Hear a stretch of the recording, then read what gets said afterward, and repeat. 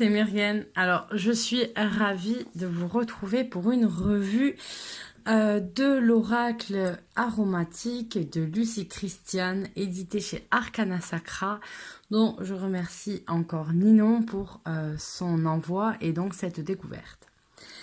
Alors, accrochez-vous bien les amis, j'ai envie de vous dire avant de voir cet oracle parce que pour moi, il sort totalement de l'ordinaire. La façon de voir les choses en fait de l'auteur a été un peu, comment dire, farfelu, si je peux dire farfelu, tout simplement parce que vous allez voir que en fait elle a personnifié chaque plante et chaque plante va être représentée par une personne, un personnage.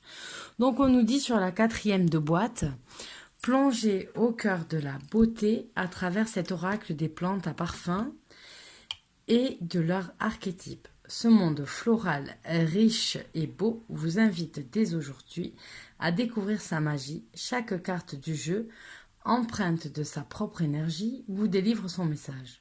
Les plantes à parfum seront vos guides et vos guérisseuses. Laissez-vous transporter dans ce voyage unique de l'olfactothérapie. Et c'est un jeu de 36 cartes avec un livret en couleur. Alors, on va d'ores et déjà ouvrir cette boîte cloche qui a bien entendu son intérieur décoré. Avec donc là... J'ai fait comme ça, mais en vrai, vous avez la petite languette pour vous aider à tirer les cartes. Toujours le petit détail qui est parfait. Voilà, c'est juste un tout petit détail hein, quand vous avez un ruban comme ça, etc. Mais le fait de l'avoir présent à chaque fois, etc. montre le travail en fait qui est fait dans les moindres détails pour qu'on reçoive des jolis jeux. Donc voilà, les boîtes toujours bien travaillées et jolies. Et donc ensuite, on a le jeu de cartes. Donc déjà, vous pouvez voir le dos. Le dos est très joli. J'aime beaucoup les couleurs parce que j'ai l'impression qu'on a pris les couleurs d'une fluorite. Vous voyez? On a exactement les couleurs qu'on peut retrouver dans une fluorite. Et j'adore les fluorites. Et ensuite, on a le petit livret en couleur. Alors... on va aller très rapidement puisqu'en fait on va avoir les cartes. Donc là c'est un jeu français écrit par une Française hein, et donc on va suivre un petit peu comment elle a construit le jeu. En fait elle a suivi une formation en aromathérapie et c'est de là en fait qu'elle a commencé à avoir vraiment les plantes, à voir les plantes autrement que par leur odeur, fonction culinaire ou juste médicale en fait, et à voir l'essence et les messages que pouvait rapporter la plante. Donc vous allez en voir pour chaque en fait plante l'illustration de la carte qui est ici. Vous allez avoir le nom, les mots-clés, le message en fait et avec des citations. Et ensuite vous avez ici un petit message, ce qu'il faut lire dans cette carte et les choses qui se rapprochent à elle, donc la pierre, le chakra et la couleur qui sont propres à cette carte, avec cette carte, oui cette carte, cette plante en fait. Et ensuite vous avez les associations olfactives ou énergétiques avec qui ça marche bien. Donc la particularité par exemple, je prends au hasard, voilà, on va avoir le cèdre, voilà. En vrai, quand vous avez ce personnage là sur les cartes, vous allez avoir et la plante ou l'arbre en fait, là le cèdre qui va être représenté ici, et vous allez avoir un personnage, une photo. Donc ce personnage en fait c'est Cèdre, il s'appelle Cèdre et c'est là que Cèdre pardon, et c'est là que je vous dis qu'elle a personnifié en fait, elle a représenté ce qu'elle ressent des plantes par rapport à un personnage. Donc on nous dit bien assis sur son arbre, son bâton de parole à la main, Cèdre observe avec bienveillance et amusement le monde. Il est toujours de bons conseils parce qu'il a la sagesse des anciens. Il sait guider et donner un angle de vue nouveau pour qu'il se sente perdu. Il est très sociable tout en restant ancré et perspicace. Le cèdre de l'Atlas peut atteindre 40 mètres de hauteur et vivre plus de 1000 ans.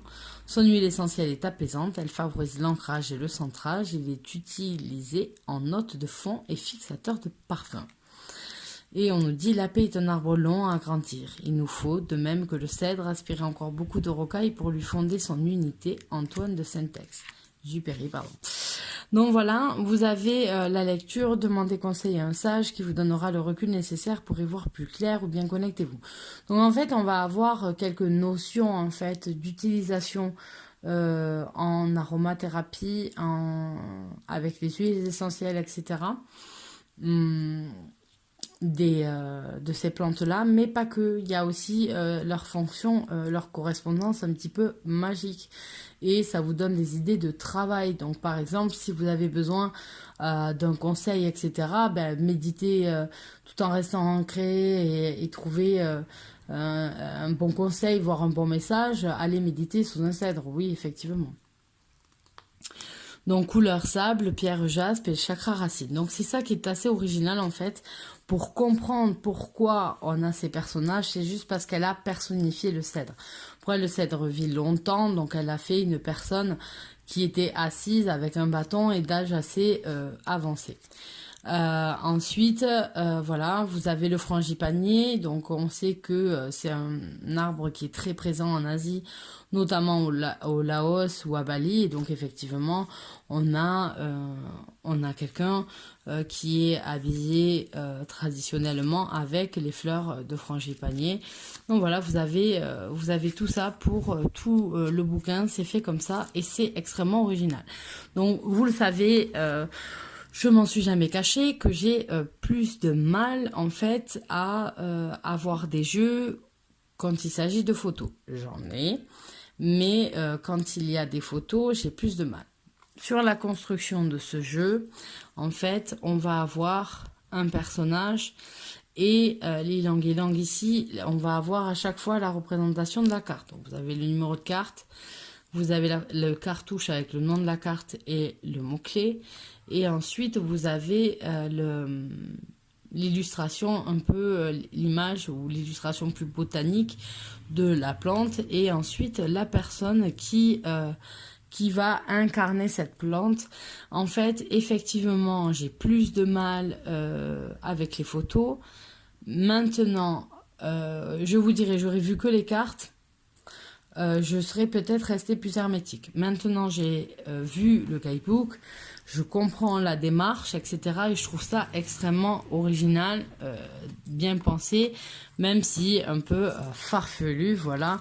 C'est presque comme si les plantes, en fait, venaient lui parler... qu'elles étaient vivantes et donc du coup elle a eu le besoin de les personnifier en les mettant, en les humanisant en fait. Donc voilà pour les cartes. Donc on va avoir l'angélique qui représente la protection, donc vous la voyez là, et donc angélique est représentée par un homme. Benjoin, dont elle explique dans le livre que c'est bien joint, donc voilà pourquoi il y a deux hommes. Reliance, bergamote, la prospérité. Voilà, après le fond est très galactique, etc.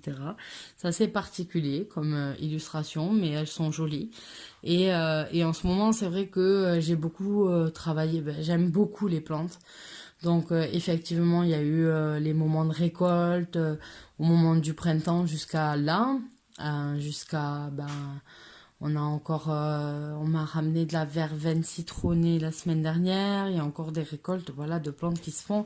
Et donc effectivement, ça me parle et ça me touche parce que j'essaye de connaître les plantes moi aussi, de les reconnaître, savoir celles qui sont bonnes, pas bonnes, apprendre leurs propriétés médicinales, autant que leurs propriétés magiques pour en faire, voilà, pour mettre tout ce travail, compiler ce travail dans mon livre des ombres un petit peu, pour garder tout ce savoir et ces recherches que j'ai faites et tout ça, pour voilà, le jour si mes enfants s'en intéressent, il y aura déjà les recherches de leur maman. Bois de rose pour la compassion. Camomille, sensibilité. Alors peut-être que vous ne comprenez pas, enfin, qu'est-ce que j'ai avec les photos? Camphre, puissance. J'adore les photos. Le problème, c'est que sur les photos, qui représentent des gens sur des cartes ou quoi. Surtout si c'est des phototypes anciennes, etc. Des choses, ça me gêne en fait. Je ne sais pas. Il y a un côté, je ne sais pas pourquoi ça ne me plaît pas. Je n'aime pas regarder des vieux portraits en photo. Il y a voilà toutes ces photos peut-être parce que quand j'étais plus jeune en fait, les photos que j'ai vues en noir et blanc des personnes de l'époque, etc. Les premières photos que j'ai vues, c'est des choses qu'on nous apprend et c'est des photos de guerre, même si on voit pas des gens blessés quand on est petit ou quoi, mais ou des images, en fait, c'était des images en noir et blanc de gens qui traversaient les frontières, de gens, voilà, et c'était toujours et en fait, à chaque fois, en fait, ça éveille en moi des choses un peu tristes en fait et douloureuses et donc j'ai du mal en fait à voir même celle-là elle est tout à fait joyeuse cette image mais il y a toujours voilà le côté en plus quand on est présent plus en noir et blanc etc ça me met mal à l'aise voilà ça me met mal à l'aise. J'aime beaucoup les photos en noir et blanc, j'aime regarder les choses d'époque, mais parce que je vais regarder pour quelque chose d'époque. Pour m'en servir maintenant en tant qu'outil, j'ai toujours du mal. Mais c'est pas propre à moi-même en fait. Là, c'est vraiment un ressenti par rapport à une construction personnelle. Et donc du coup, c'est pour ça que parfois j'ai des blocages. Maintenant, en ayant lu et en voyant la personnification des choses, la canal ici, la vitalité, elle représente, voilà. Maintenant, ça va mieux. Voilà, avec ce jeu, ça passera mieux parce que j'ai la construction et la compréhension. Donc, je passe outre mes blocages à moi. Le cyste, c'est le soin. Le citron, c'est la joie. L'encens, l'élévation. L'eucalyptus, la purification. La fève tonka, pardon, la générosité. Le frangipanier, l'acceptation. Je pense que c'est une des plantes qui m'a le plus marqué par l'odorat et par sa beauté et donc qui est une de mes préférées. Voilà. Le géranium, l'épanouissement, l'iris, la renaissance, le jasmin pour la sensualité, le laurier pour la valorisation, la lavande pour la guérison. Donc, je rappelle pour le laurier, tous les lauriers sont toxiques. Partez de ce principe. Le laurier rose est extrêmement toxique, peut s'avérer mortel. Le laurier que vous mettez en sauce, il est toxique aussi. Vous ne devez utiliser que les feuilles quand elles sont séchées. Voilà. Le laurier, s'il est consommé frais ou vous le mâchez alors qu'il est frais, c'est neurotoxique et donc en fait ça peut amener à des hallucinations, etc.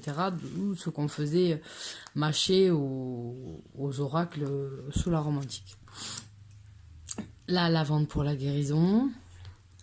Le lotus pour la spiritualité. C'est magnifique le lotus. La marjolaine pour le courage.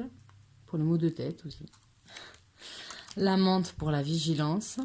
Et la menthe poivrée pour la digestion. La myrrhe pour la magie. La myrte verte pour l'émerveillement. Le néroli pour la sérénité. Huile essentielle qui est parfait à avoir en automne. Pour les rhumes, etc., à avoir dans sa pharmacopée. Osmanthus, richesse intérieure. Oud, introspection. D'accord, je savais pas que ça s'appelait comme ça, cet arbre. Le patchouli pour la force intérieure. Le romarin pour l'équilibre. La rose pour la créativité. Le santal pour l'intégration. Ex-Brahman. La sauge pour l'assurance. Magnifique sauge. La vanille pour le réconfort. Le vétiver pour l'ancrage. La violette pour la bienveillance. Et on finit l'ilang pour le lâcher prise. Donc voilà pour ces cartes. Alors c'est un jeu qui, en résumé du coup, m'a vraiment surpris. De moi toute seule, j'aurais peut-être pas accroché, et alors qu'en fait je serais passée sur quelque chose qui est quand même très intéressant, un jeu très intéressant à travailler parce que il peut éveiller aussi votre envie de rechercher un peu plus, de faire des recherches dessus, etc. Et l'originalité d'avoir personnifié, humanisé en fait chaque plante. Donc c'est un jeu olfactif. C'est un jeu, il y en a des jeux haut en couleur et celui-là est haut en odeur, si on pourrait dire ça comme ça. Pardon, j'ai bougé la caméra. Ça me fait penser un petit peu à la surprise lorsque j'avais... Oh, mais c'est pas possible de tout casser. Lorsque j'avais lu, quand j'étais au lycée, le livre Le Parfum. Et c'était bizarre parce qu'en fait, il porte bien son nom, il est écrit de telle façon que nous-mêmes en lisant, alors qu'on est dans notre lit, on a l'impression de sentir les multiples odeurs qu'on a dans ce livre. Et donc en fait, c'est un petit peu ça qui se passe quand on prend cet oracle-là. Donc c'est un petit peu la magie de cet oracle. En tout cas, il a été peut-être même travaillé dans ce sens-là.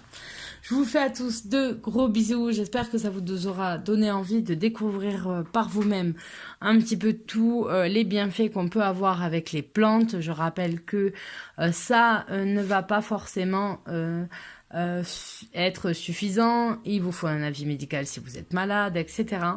Mais ça peut vous aider, vous aider en continu, notamment pour ne pas tomber malade. Faites attention quand vous utilisez les huiles essentielles ou à côté des médicaments aussi un petit peu vous aider ou vous rebooster juste après avoir été fatigué.